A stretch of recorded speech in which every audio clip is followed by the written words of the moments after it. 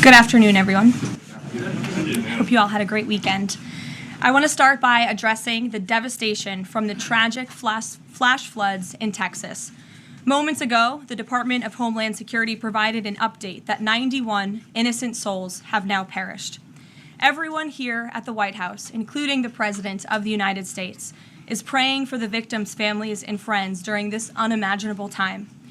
President Trump swiftly signed a major disaster declaration for Kerr County, Texas, to ensure our heroic first responders have every resource they need in the relief and recovery efforts.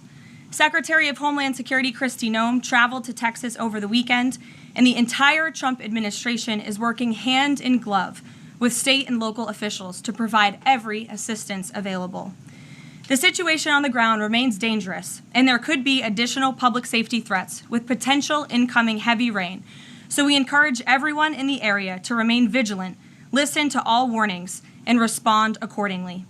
Unfortunately, in the wake of this once-in-a-generation natural disaster, we have seen many falsehoods pushed by Democrats such as Senator Chuck Schumer and some members of the media. Blaming President Trump for these floods is a depraved lie, and it serves no purpose during this time of national mourning. Here are the facts. In the lead up to this tragic natural disaster, the National Weather Service did its job. Despite unprecedented rainfall, the National Weather Service executed timely and precise forecasts and warnings.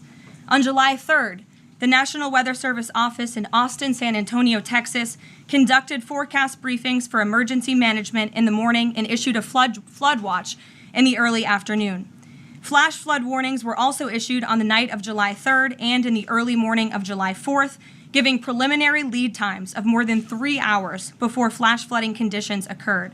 And the National Weather Service office in New Braunfels, which delivers forecasts for Austin, San Antonio, and the surrounding areas, had extra staff on duty during the storms, despite claims of the contrary.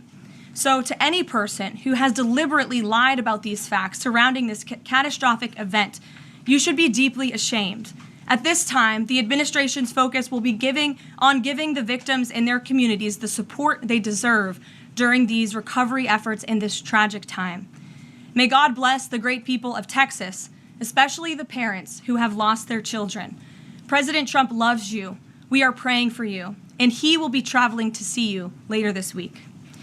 Moving along to some further scheduling announcements. Tonight, President Trump will host the Prime Minister of Israel, Benjamin Netanyahu, for dinner, where they will discuss the positive developments taking place in the Middle East region. Tomorrow, the President will host his 6th cabinet meeting of his second term. Many of you will be invited to cover that.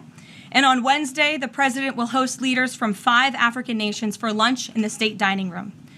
In other news, after the historic signing on the South Lawn of the White House on the 4th of July, President Trump's One Big Beautiful Bill is now the law of the land.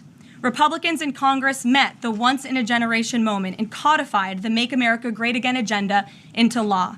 After this monumental achievement, no other president in modern history has worked harder and faster to fulfill their campaign promises than Donald Trump. The One Big Beautiful Bill will get the United States of America firing again on all cylinders. It's safe to say that over the past few weeks, the president has delivered on many, many wins. For the 4th month in a row, jobs numbers beat market expectations with nearly 150,000 good jobs created in the month of June. The American economy has now added nearly 700,000 jobs since January 2025, with American-born workers accounting for all job gains. President Trump drove illegal border crossings to another historic low in the month of June, and Border Patrol once again released 0 illegal aliens into our country. The Supreme Court stopped activist judges from imposing nationwide injunctions and cleared the way for President Trump to carry out his popular and common sense agenda.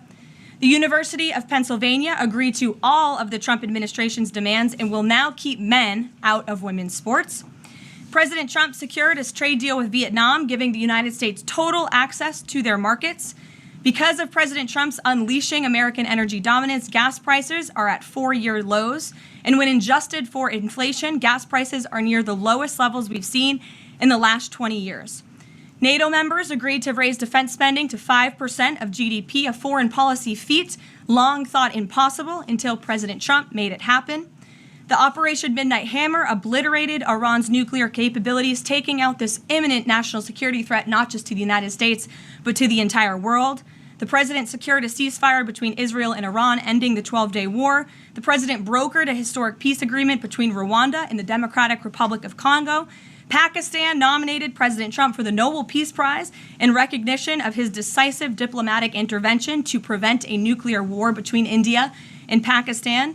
Blue-collar wage growth has seen its largest increase in nearly 60 years, and President Trump has defeated Joe Biden's inflation crisis with core inflation at the lowest level since March of 2021.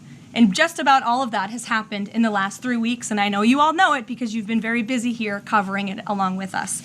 So with that, I will take your questions today as we kick off another very busy week here at the White House.